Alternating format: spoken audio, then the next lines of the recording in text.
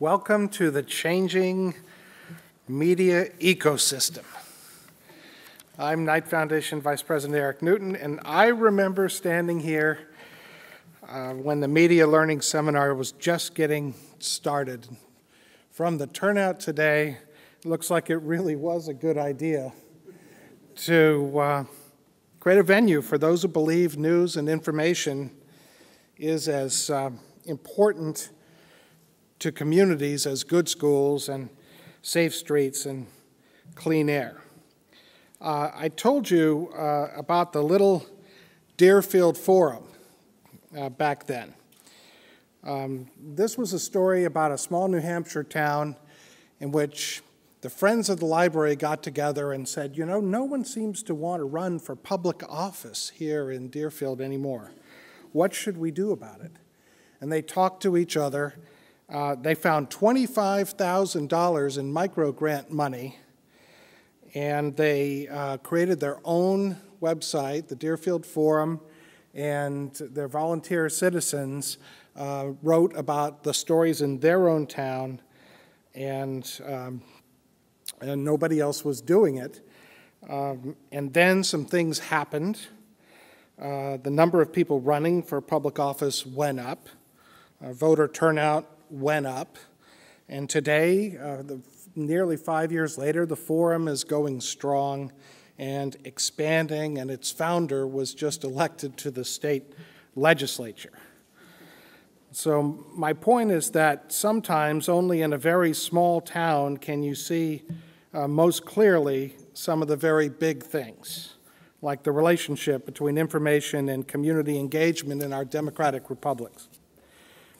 And some came up after that a couple of years ago and said, hey, we're from a big city. Our ecosystem looks like this slide. See the tigers? We have tigers. Can grant makers make a tiger? And I'm here to tell you today that it looks like they can. I'd like to tell you another story, this one about the Texas Tribune. Like the Deerfield Forum, it's a website that didn't exist 5 years ago. It really didn't exist a year ago or even 6 months ago. The Texas Tribune launched in November with a budget not of $25,000, but with $3.8 million in philanthropic support. Not with citizen journalists, but with a professional staff, and now has 150,000 unique monthly visitors. This brand new website is already making a difference. In just the past 2 weeks, one of its stories has the state rethinking the funding that keeps some daycare centers going. It turns out that the state was funding centers run by people with criminal records, including sex crime records. And another story has hospitals in Texas admitting that they were sending baby blood smears without permission off to Washington to become part of a gigantic federal DNA registry. Journalistically, these stories are tiger-like. So a big city version of the Deerfield situation is also possible. Why do we talk about digital tigers and media ecosystems? So that we can help see the complexities and the interrelationships of the news and information in a community. A daily newspaper, for example, may be the tall tree in the forest, but it's not the only tree. There are daily papers, weekly papers, ethnic papers, alternative papers, free papers, monthlies, newsletters, magazines, radio, TV, now blogs and websites and Twittering and mobile media and the iPad. In the digital age, when anyone who's networked can create as well as consume news and information, we have city hall websites, nonprofit websites, churches and school and library websites, and anybody else's. Yet despite all this digital diversity, there are some trends that still seem to apply, some laws of the media ecosystem jungle. So let's look at a few. Information consumption keeps growing. This slide from the UC San Diego shows that total information consumption by a typical American adult is, if you stretch it out end to end, nearly 12 hours a day. 12 hours a day consuming information. How can we actually do that?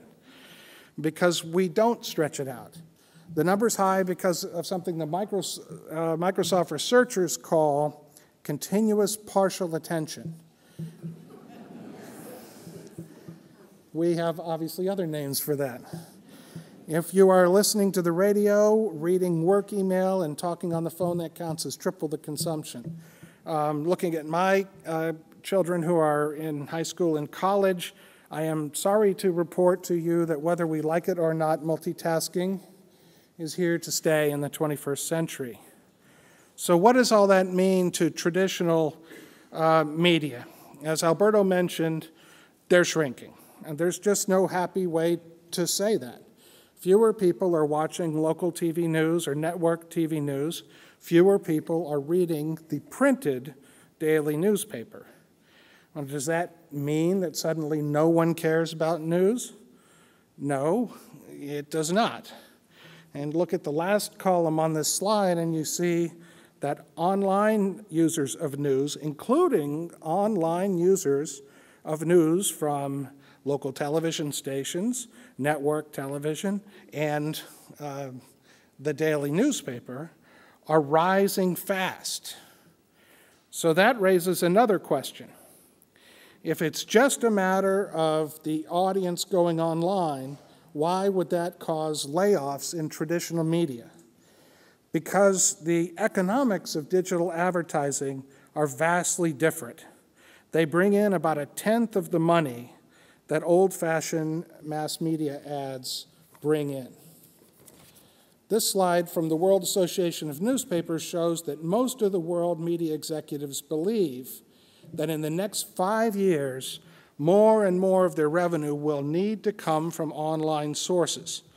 Let me explain it for just a second. See the one bar, the really green, long editors, and the purple bars and the blue are much larger.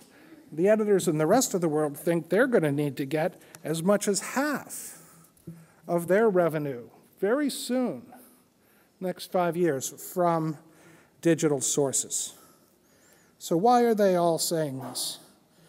Because, yes, we've been in a recession, but beyond that, we are in something much bigger, a new transformational age of digital media. This slide shows how media consumption becomes more digital with each generation. It's from Japan. It could be from any industrialized country. See what the #1 media source is among the very young, 10 to 19, top, the big green bar. It's mobile media. And then the next one down, the big pink bar, that is PC. So you start out with your mobile media and move on to the PC. The trends remain fixed. More media usage, more digital, less traditional. So what does this mean for your communities? Let's look at a simplified version of our media ecosystem graphic. I have here the report Alberto mentioned, Informing Communities, done by the Knight Commission on the Information Needs of Communities in a Democracy. This is the first major commission to look at news and information since the creation of public broadcasting. So if you haven't read the report or the recommendations, please take a look at them. As a journalist, you know that some of the best stuff is in the footnotes and in the appendix of any report. So let me call your attention to Appendix 1.